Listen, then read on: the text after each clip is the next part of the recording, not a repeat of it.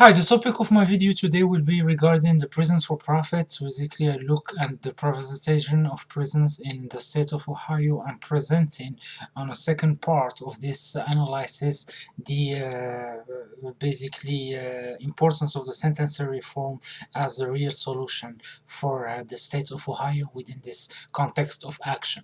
But in order to understand the situation first, I would like to go ahead and present like the fact that the economic downturn has resulted, like we know, onto a budget crisis for the state of Ohio, as it has been for other states. And plus, specifically when we speak about prisons, it has had like an out-of-control prison costs that have emerged as a key concern.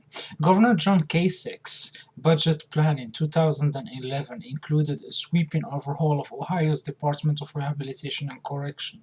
That proposal included common sense sentencing reforms that would help ease our overcrowded prison system. Unfortunately, the proposed budget also included a plan to sell 5 state correctional facilities to prison for-profit operators like CCA, Corrections Corporation of America, and contracts with those companies were basically letting them have in-house inmates onto the facilities. In order to understand far more the topic, the first thing that I want to do is a brief look at the history of foundations of prison for profits in the United States. We have to understand that prison privatization has a long and troubled history in the United States, a history that have offered a stark warning about incentives that are motivating those who would turn punishment onto a private for profit business. The 13th Amendment to the United States Constitution was passed immediately after the end of the Civil War to formally abolish slavery through the country, but it has contained an exception for punishment for crime whereof the party shall have been duly convicted. In the following decades after the Civil War, many states, particularly in the South, contacted out-of-prison inmates as sheep farm, railroad, and mining laborer under what was called the convict list system. Growing political opposition to the convict list system during the Progressive era in the 1920s led to its demise.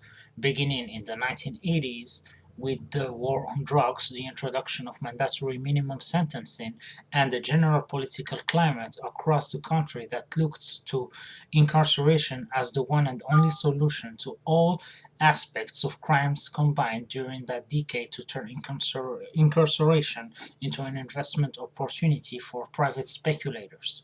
So states increasingly began to sell off their correctional facilities to private operators and then enter into contract with those operators to house their inmates as a means of coping with the suddenly skyrocketing prison population.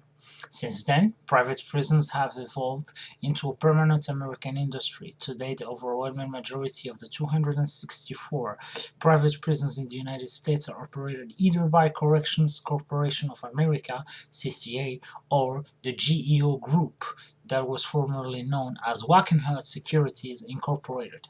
So as of June 2010, there was 126,000 state and federal prisoners, 9% of the national inmate population were housed in privately run prisons.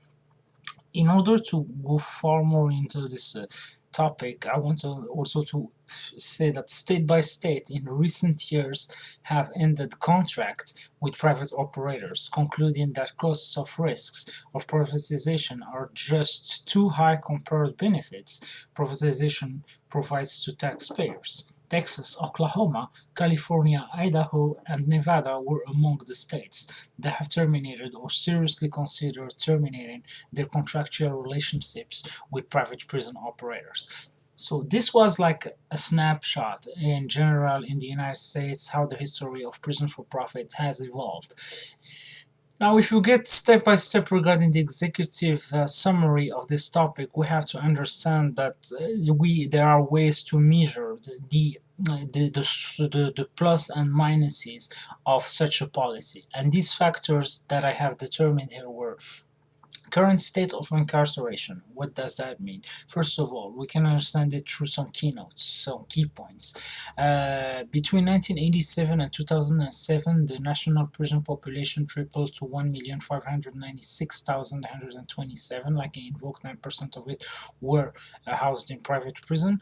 And these private prisons have evolved since the 1980s, like I said, into a permanent American industry that has grossed billions of dollars revenues every year. Corrections Corporation of America was the nation's leading private prison operator that reported a revenue of $1,675 billion in 2010. The cost and savings are predetermined as well.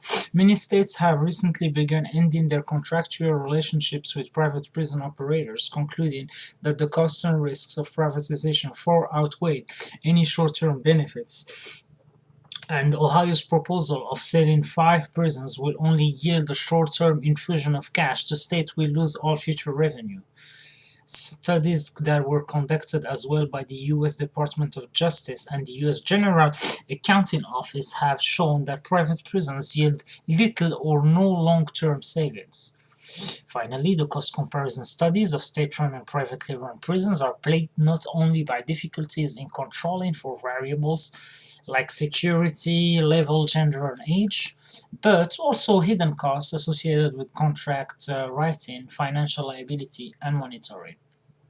Third factor, community costs. The privatization will undermine sentencing reform. Prisons for profit have a different mission than public prisons. They must earn revenue. This means they have an inherent interest in ensuring prisons stay filled, even at the expense of taxpayers.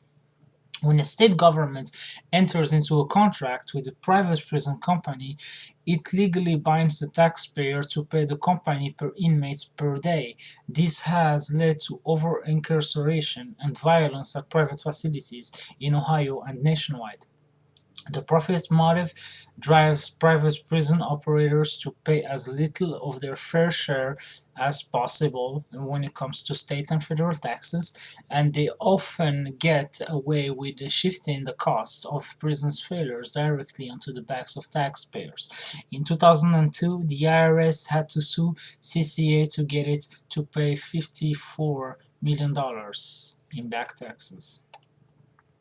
Safety. When we speak about safety as a fourth factor, I want to invoke a 2004 report that found that private prisons has 50% more inmates assaults than almost the other prisons, and almost 50% more inmates on staff assault.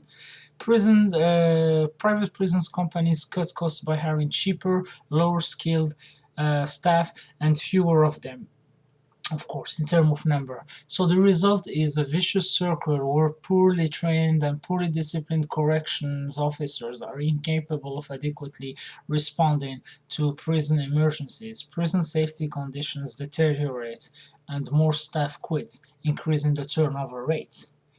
Then you have rehabilitation as a fifth factor.